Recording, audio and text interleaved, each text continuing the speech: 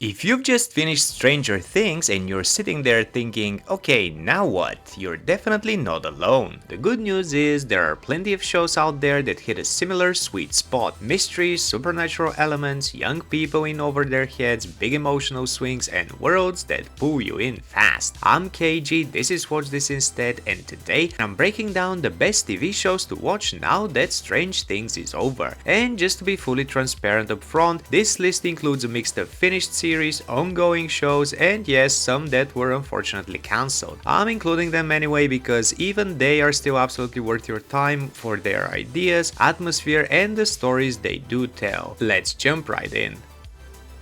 Dark is the crown jewel of what do I watch after Stranger Things, and honestly it's one of the most essential Netflix experiences period. It's a German sci-fi mystery set in the small town of Winden where a teenager named Mikkel Nielsen suddenly disappears, a kid who was literally there just moments ago. The search turns Winden inside out because this isn't the first time it's happened. Back in 1986, another boy, Mats Nielsen, Mikkel's uncle, went missing and was never found. And as the police and the family start connecting these dots, the series introduces its central obsession: a network of caves near the nuclear plant, strange phenomena around the disappearances, and a creeping sense that these cases aren't just connected by coincidence. They're connected by something bigger, something that keeps repeating in Winden, like the town is stuck in a cycle it can't escape. What makes Dark truly special is how the story unfolds across multiple timelines, following the same characters at different points in their lives and slowly revealing how deeply their choices, secrets, and relationships are intertwined. You start recognizing familiar faces in unfamiliar contexts, noticing echoes of behavior, patterns repeating themselves, and moments that feel strangely predetermined. The show becomes less about solving a single mystery and more about understanding how events ripple forward and backward through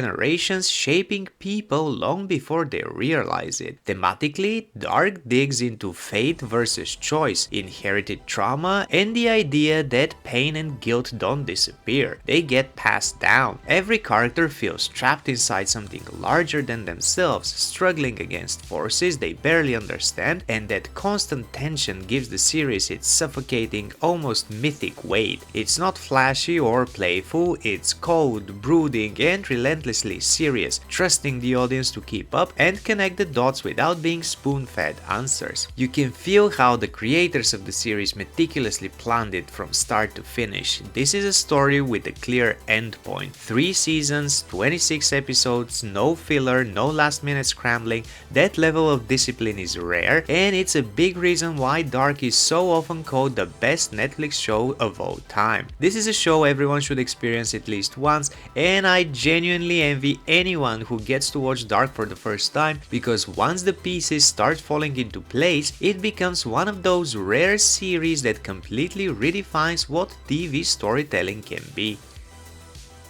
Next on the list is Locke Key, which is basically the perfect post-Stranger Things comfort binge. Spooky, adventurous, and built around a mystery house that keeps revealing new secrets. The setup is clean. After a family tragedy, Nina Locke moves with her 3 kids, Tyler, Kinsey, and little Bodie, to their ancestral home in Massachusetts, Key House. And almost immediately the kids discover something impossible. Hidden all over the house are ancient keys, each one unlocking a different door and a different kind of power. Some are wondrous, some are dangerous, and all of them feel like they were never meant to be found. What makes it so bingeable is how it follows the same characters as they learn the rules in real time. Each discovery opens up a bigger mythology, and the show keeps raising the stakes by turning cool new key into wait, who else knows about this? Because pretty quickly it becomes clear the keys aren't just magical artifacts. They're part of an old war, and there's a sinister force circling Key House that wants those keys for itself. The main villain energy comes in the form of Dodge, one of those characters who's charming, terrifying, and always 10 steps ahead. And the deeper the Locks get pulled into the mystery, the more the show leans into themes of grief, identity, growing up too fast, and what happens when power lands in the hands of people who are still figuring out who they are. The show is an adaptation of the beloved comics by Joe Hill and Gabriel Rodriguez, and you can feel the comic book DNA in the way it mixes horror ideas with fantasy adventure and heartfelt family drama. Tonally, it's eerie but accessible, creepy visuals, monster mythology tension, and big emotional stakes without going full nightmare fuel. If you want something that scratches that Stranger Things itch, a tight-knit group of kids, a town full of secrets, supernatural rules to learn, and a house that feels like its own universe, Locke Key is a super satisfying ride, and because it's finished, you can binge the whole story start to end. Next on the list is Nosferatu, which is the kind of horror series that feels like a twisted fairy tale someone set on fire, and it starts with an instantly creepy hook. Charlie Manx, played by Zachary Quinto, is an immortal predator who lures children into his 1938 Rolls-Royce Wraith and takes them to Christmasland, a dreamy snow globe fantasy, except it's a nightmare because every day is Christmas and unhappiness is basically illegal. The show's hero is Vic McQueen, a working-class young artist who discovers she can find lost things by slipping through a supernatural shortcut bridge, a gift that becomes a curse the moment it puts her on a collision course with Manx.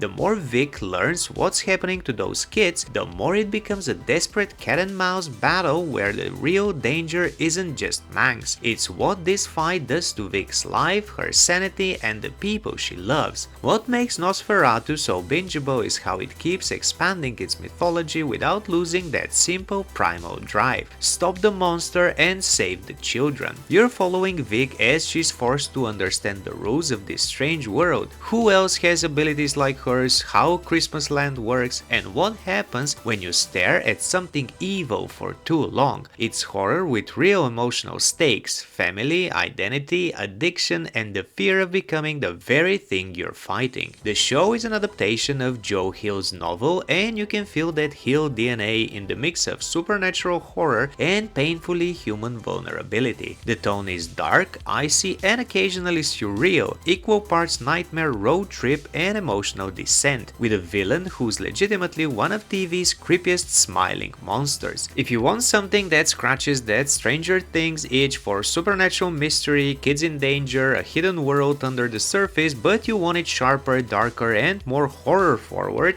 Nosferatu is a finished series that's absolutely worth the ride.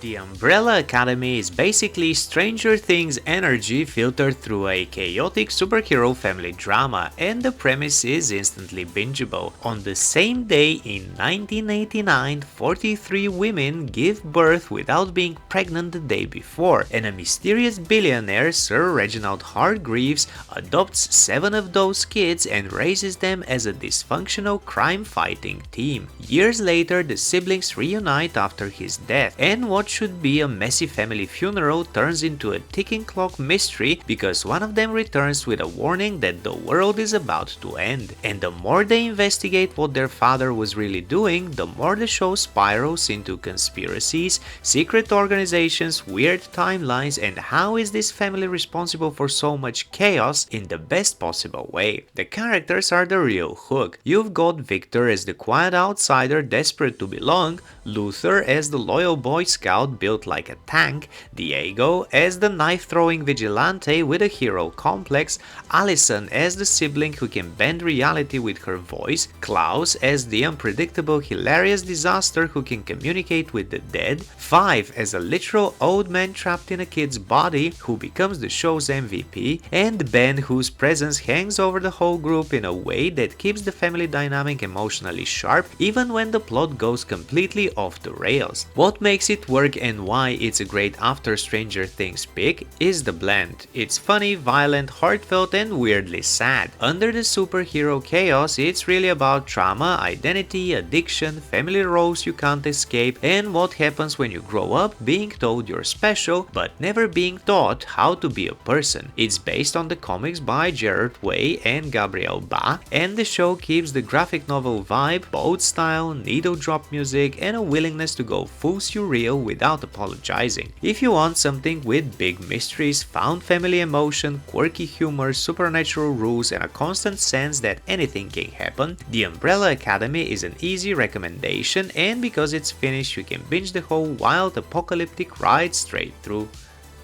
Castle Rock is basically a love letter to Stephen King's universe, not a straight adaptation of one book, but a mystery horror anthology that takes King's locations, mythology and vibes and remixes them into something new. The premise drops you into Castle Rock, Maine, a town that feels cursed by default, where the past is never dead and the ground itself seems to remember every bad thing that's ever happened. Each season tells a different story, but they're all built around the same core idea. This town attracts secrets like a magnet, and once you start digging, it digs back. Season 1 kicks off with a deliciously unsettling setup. After a death at Shawshank Prison, a mysterious young man is discovered locked away in a hidden area of the facility, and no one can explain who he is or how long he's been there. That discovery sends ripples through the town and pulls in characters with their own buried trauma, including Henry Deaver, a lawyer who has a complicated history with Castle Rock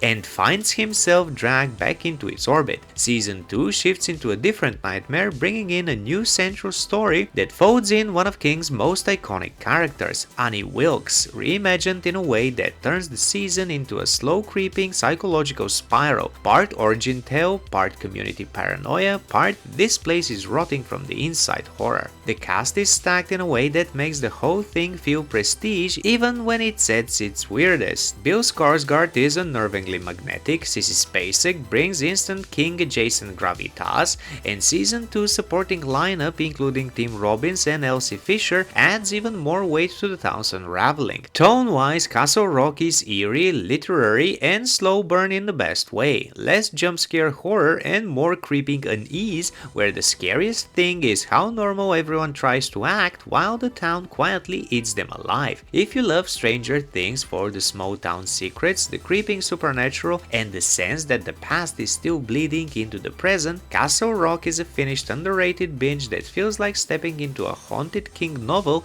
and letting the town do its thing. Moving on to the ongoing series, next on the list is It, Welcome to Derry, which is the most obvious next stop if what you missed about Stranger Things is that feeling of a town with a poisoned history, where kids disappear, adults lie, and something ancient is just waiting underneath it all. This series is a prequel to the recent It films set in Derry, Maine in 1962, right as the town is hit by a new wave of disappearances and a creeping sense that history is repeating itself. And the hook is classic King. The more you look into Derry, the more you realize the town isn't just unlucky, it's infected. What makes it so bingeable is the way it builds its mystery through multiple timelines and perspectives, following families and townspeople as they start noticing patterns, tragedies that echo, stories that don't add up, and a fear that feels inherited. It draws on the interludes from Stephen King's It novels, the town's dark scrapbook of past horrors, but it's not just monster scares, it's also about very real social fear, the ugliness people normalize, and how a community can collectively look away until it's too late. And yes, Bill Skarsgård is back as Pennywise. The smart choice here is that the show doesn't treat Pennywise like a jump scare machine. It uses him as a shadow over the story, making Derry itself feel like the monster. If you want something with small town dread, kids in danger horror energy, and a big central mystery, and that slow burn something is wrong here atmosphere, Welcome to Derry is absolutely one to queue up, especially if you like your horror with lore, history, and a town that feels like it has teeth. Yellowjackets is what happens when a survival story turns into a psychological horror puzzle and the premise is instantly addictive. In 1996, a wildly talented girls' high school soccer team crashes deep in the wilderness on the way to nationals, and what follows isn't just how do they survive, it's what survival turns them into. The show then runs on two tracks at once: the brutal feral reality of the crash timeline and the present day where the women who made it it out are grown up, scattered, and clearly still haunted because whatever happened out there didn't stay out there. What makes it such a perfect after Stranger Things watch is the way the mystery keeps tightening. It's not just the crash, it's the fractures inside the team, the secrets they keep, and the sense that something bigger might be steering events. It's a show about trauma that calcifies into identity, about friendship turning ferocious, and about the terror of realizing the past isn't a memory, it's an active force. And because it bounces between timelines, you're constantly piecing together how these girls became these women, what they're hiding from the world, and what they might even be hiding from themselves. Cast-wise, it's stacked across both eras. Melanie Linsky and Sophie Nellis as Shauna, Tony Cypress and Jasmine Savoy Brown as Thaisa, with Christina Ricci as Misty, one of the most unhinged, unpredictable characters on TV, and the wider ensemble including names like Ella Parnell, Sophie Thatcher, and Lauren Ambrose in later seasons. The creators have described the show as an equal part survival epic, psychological horror, and coming-of-age drama kind of blend, which is exactly what it feels like when you're watching it. And if you're worried about investing into something ongoing forever, there's a clear runway. The show has been renewed for a fourth and final season expected in 2026, so it's heading toward a real ending. If you like shows that are tense, character-driven, and constantly make you ask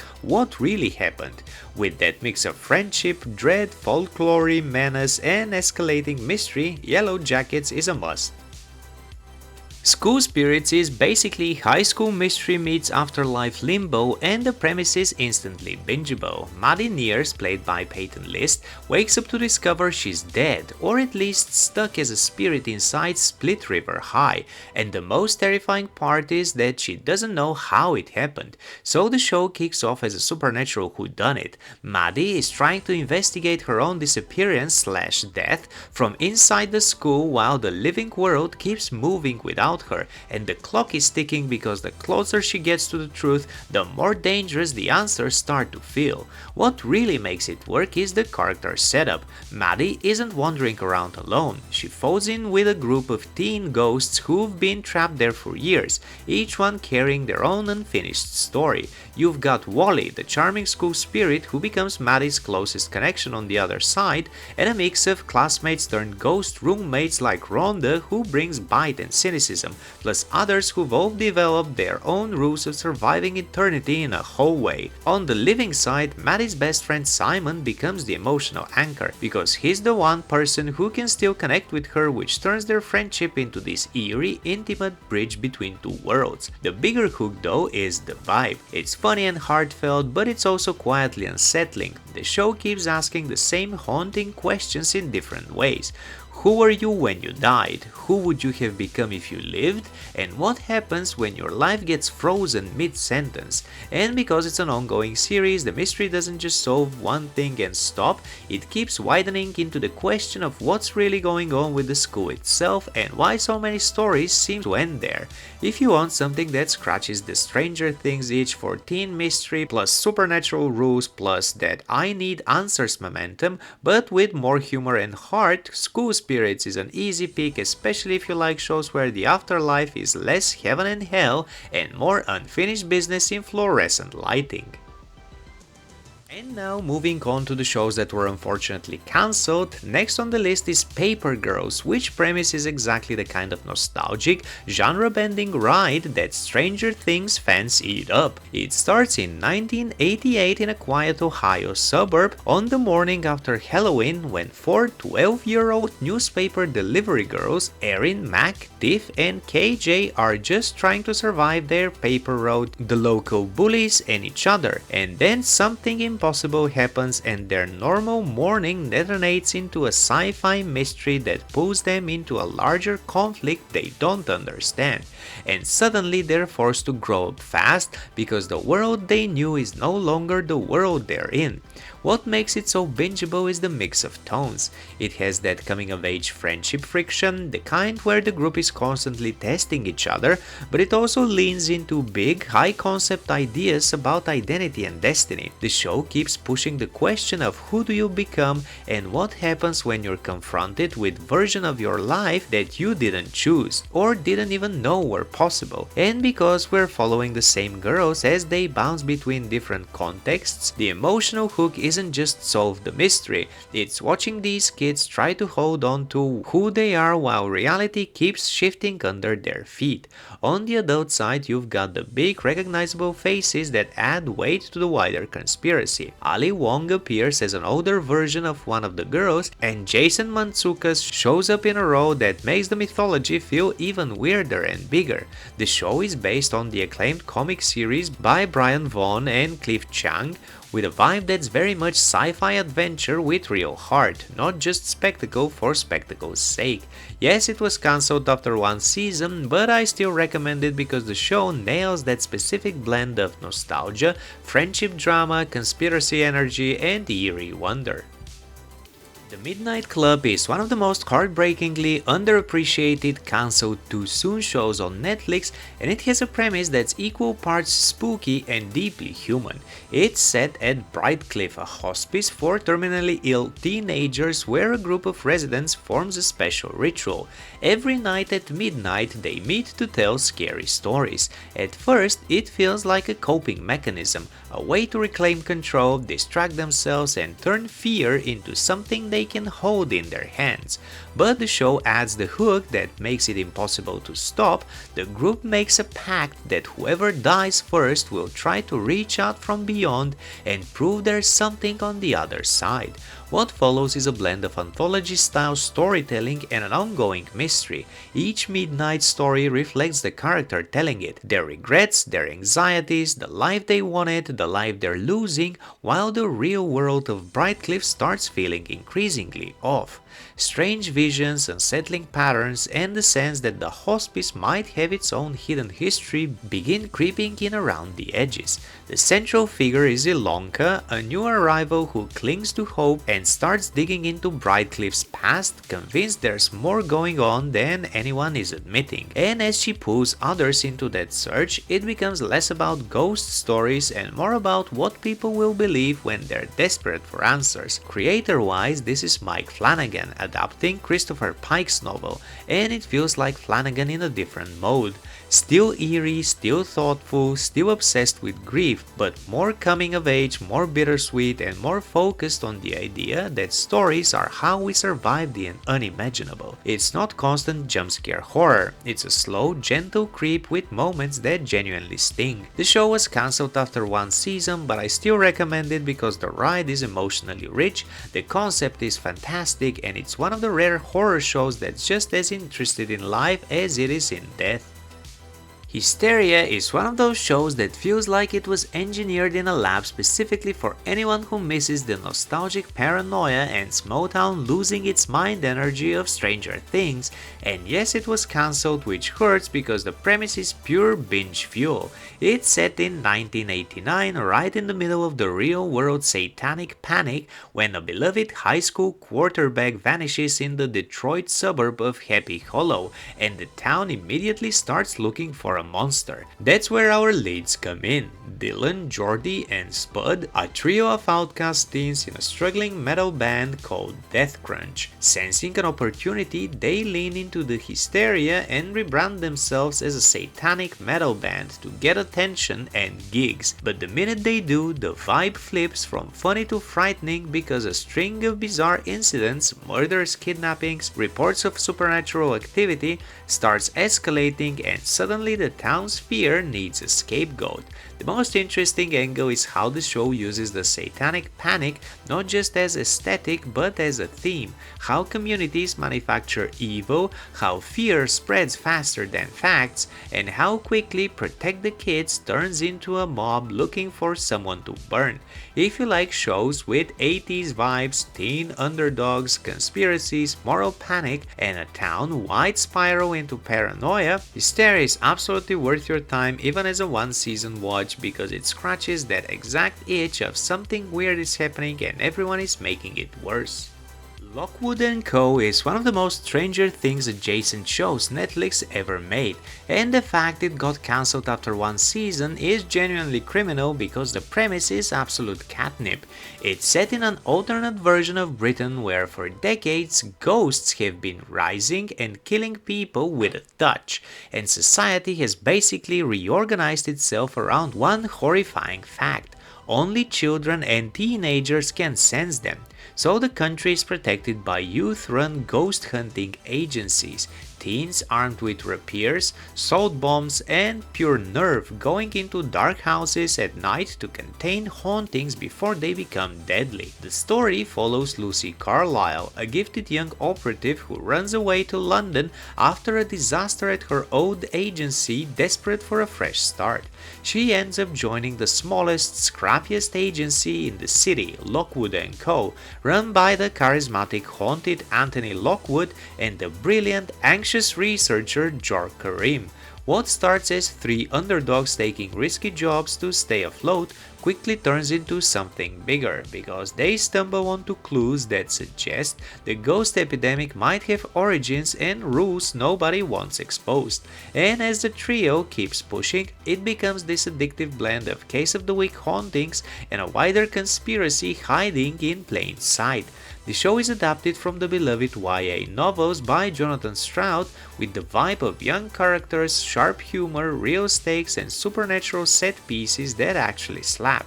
Even though cancelled after just one season, the show nails that exact sweet spot of teen team dynamics, eerie mythology, and one more episode mystery momentum with a world that feels instantly lived in.